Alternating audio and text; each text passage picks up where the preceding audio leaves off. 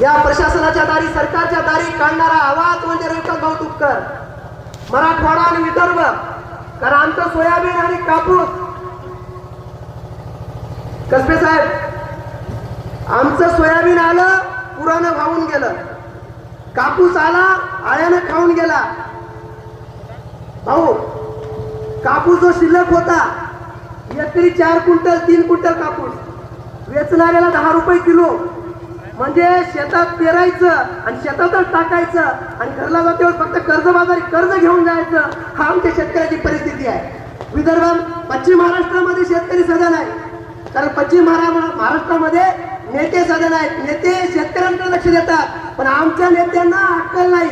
आमचे नेते फक्त कुठून येत कुठून खायला मिळतंय एवढ्यातच आमचे नेते बेजार आहेत. पण रवी भाऊंनी शब्द दिलाय, जसं पश्चिम महाराष्ट्राचा शेतकरी सक्षम आहे, जसा पश्चिम महाराष्ट्र